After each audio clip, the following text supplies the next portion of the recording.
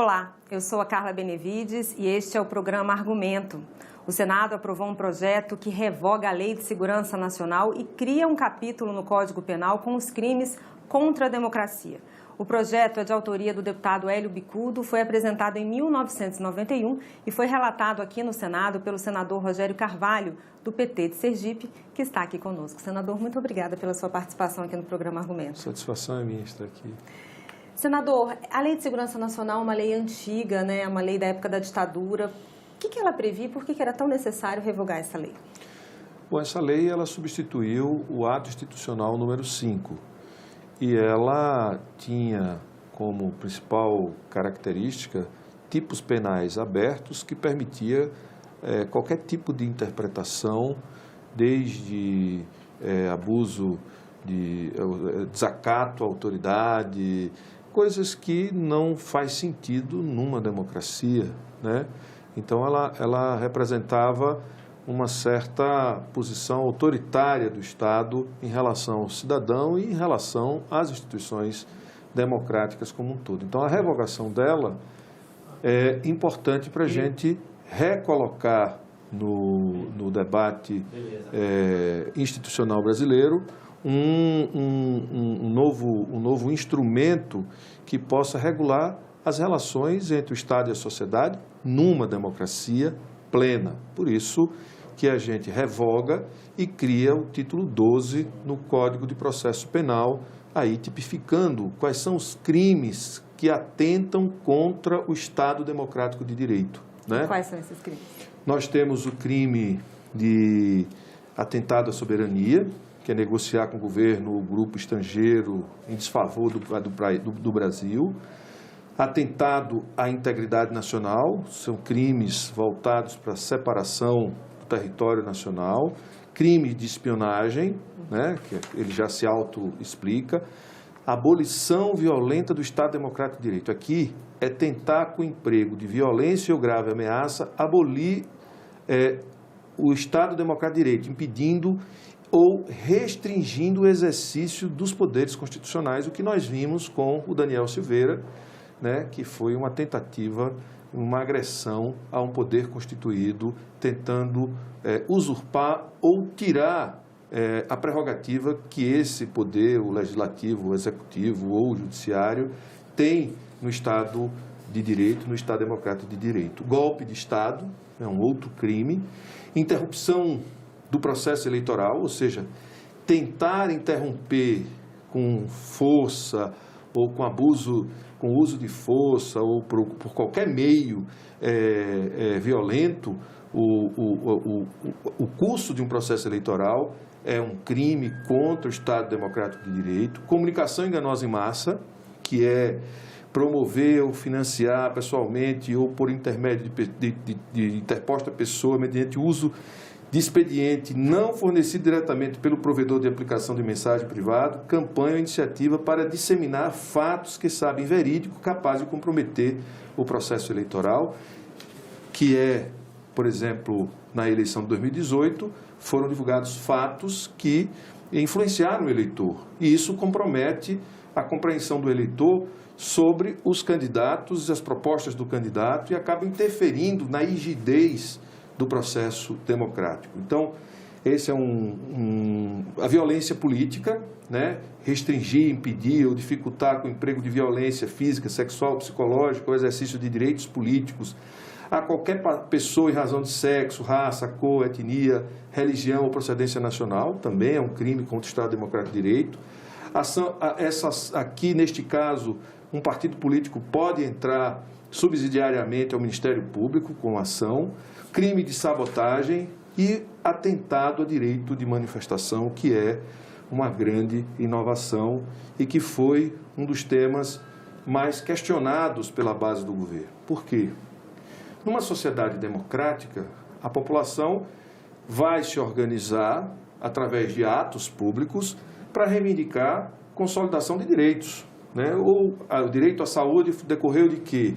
Da luta da sociedade, manifestações pacíficas, o direito à moradia, o direito à educação, o direito ao transporte, ou seja, são conquistas decorrentes da luta da sociedade. Então, para isso houve organização de pessoas em associações, sindicatos, grupos que se associaram para reivindicar coletivamente determinada demanda, ou seja, levar determinada demanda ao Estado para que isso se transformasse num direito que conforma e materializa a cidadania do povo brasileiro, que está escrito hoje na Constituição Federal. E é óbvio que essa é uma luta permanente que a sociedade tem que manter. Por isso, esse foi um dos temas mais complexos, porque parte da base do governo vê manifestação social como uma ameaça. Ela não é uma ameaça em si, ela é um direito livre de uma sociedade livre e democrática.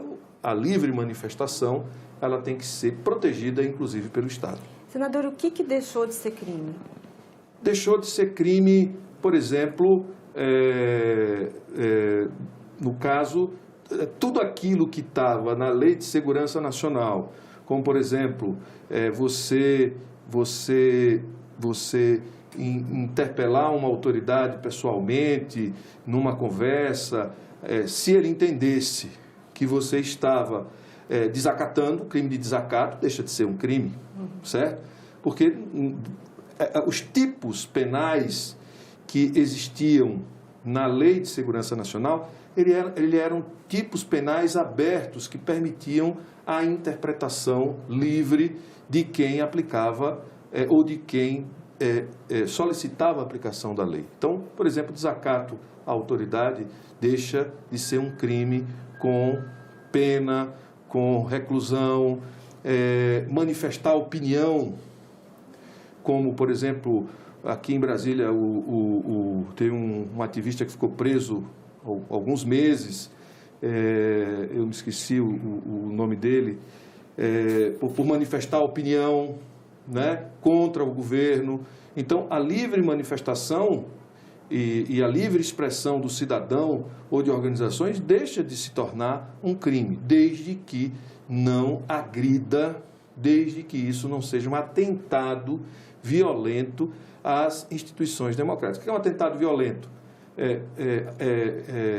Desferir algum tipo de agressão do ponto de vista físico a uma representação institucional, ao Congresso, ao Supremo Tribunal Federal. Ou seja, a nova lei, ela elimina toda essa possibilidade de interpretação que coíbe a livre manifestação e a liberdade de expressão, que ficava, de certa maneira, a cargo da interpretação do agente público, certo? E a gente define quais são os tipos penais que podem enquadrar, que pode ser considerado crime, com penas previamente definidas, garantindo, inclusive, a manifestação livre e garantindo a manifestação livre da imprensa, a manifestação livre de todos que formam opinião no país. Senador, o projeto sendo sancionado pelo presidente da República, há vários, hoje, processos e investigações acontecendo em função, inclusive, dessa Lei de Segurança Nacional, como é o caso até que o senhor citou na sessão do Felipe Neto e também do Daniel Silveira, que foi. Nesse caso, como fica a situação dessas pessoas que estão sendo investigadas e no caso do Daniel Silveira que está preso? Esse tipo penal que tentaram enquadrar o Felipe Neto, ele deixa de existir. No caso do Daniel Silveira, requer uma interpretação mais profunda, porque ele atentou violentamente contra as instituições democráticas, né? Ele disse que ia matar, ele disse que tinha que fechar, ele disse que é um ato violento contra o Estado Democrático de Direito e contra as instituições democráticas. Então, aqueles crimes que foram enquadrados, ou aquelas condutas enquadradas na Lei de Segurança Nacional, que deixam de ser tipificadas na nova lei, que podemos chamar de defesa do Estado Democrático de Direito, se não está tipificado, vão ser extintos automaticamente.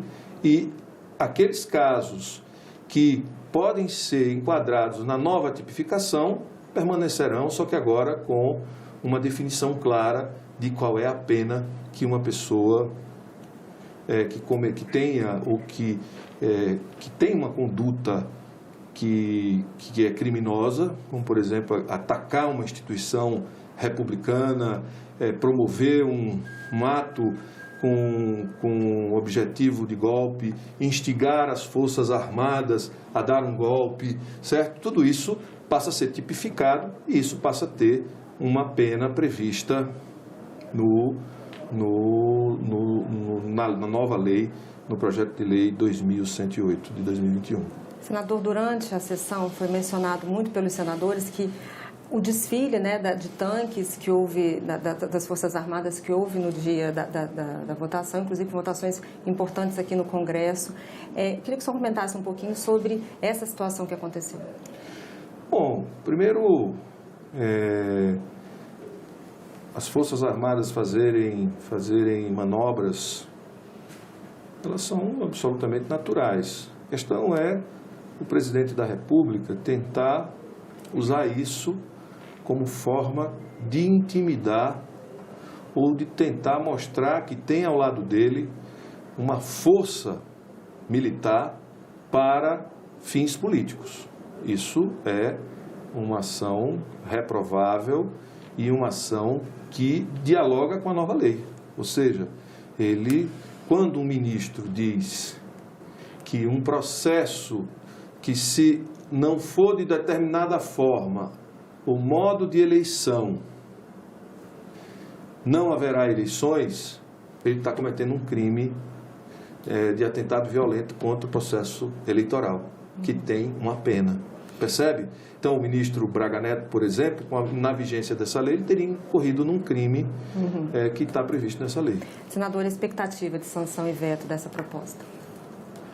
Olha, eu creio que o governo, no plenário, o que mais incomodou o governo foi a livre manifestação e a garantia que o Estado tem que dar para a livre manifestação. E as penas para quem impede de forma violenta, inclusive a força policial, militar, que impede de maneira violenta uma manifestação pacífica de ocorrer. Então, talvez esse seja o ponto mais nevrálgico que deva ser vetado pelo governo, mas aí cabe ao Congresso avaliar esse veto e derrubar esse veto, até porque na Câmara houve maioria esmagadora em apoio ao projeto e no Senado, apesar desse tema ter sido um tema que a gente teve uma vitória relativamente apertada, mas a gente venceu todo o debate. Tá certo, senador. Muito obrigada pela sua participação aqui no programa. E eu agradeço a você também que nos assistiu. Esse programa já está disponível no nosso site, senado.leg.br/TV e também no nosso canal no YouTube. Obrigada pela sua audiência e até o próximo argumento.